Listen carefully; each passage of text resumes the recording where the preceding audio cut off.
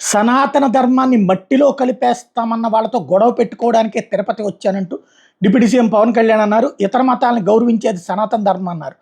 తిరుపతిలో ఏర్పాటు చేసిన వారాహి సభలో ఆయన చాలా ఆవేశపూరితంగా ప్రసంగించారు.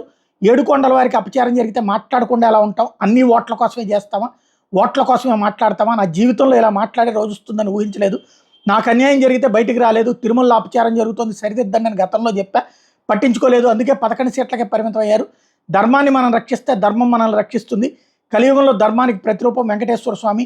ఇతర మతాలను చూసి నేర్చుకోవాలి. సనాతన ధర్మానికి కొన్ని దశాబ్దాలుగా అవమానం జరుగుతూనే ఉంది, మనం గౌరవం ఇవ్వడం లేదు. సనాతన ధర్మాన్ని మట్టిలో కలిపేస్తామన్న వాళ్ళతో గొడవ పెట్టుకోవడానికి వచ్చా. డిప్యూటీ సీఎంగా జనసేన అధినేతకి ఇక్కడికి రాలేదు, హిందువుగా భారతీయుడికి ఇక్కడికి వచ్చా.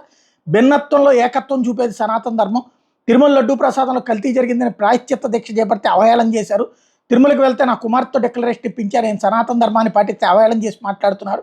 సనాతన ధర్మం కోసం ఏదైనా వదులుకుంటా అని పవన్ కళ్యాణ్ అన్నారు.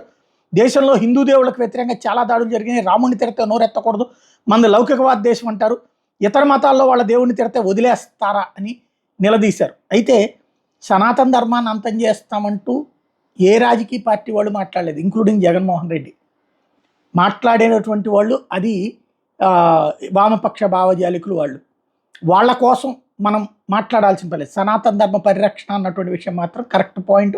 ఆ విషయంలో పోరాడతాను, లేకపోతే దాన్ని సంరక్షించడం కోసం ముందుకెళ్తానంటలో తప్పే లేదు.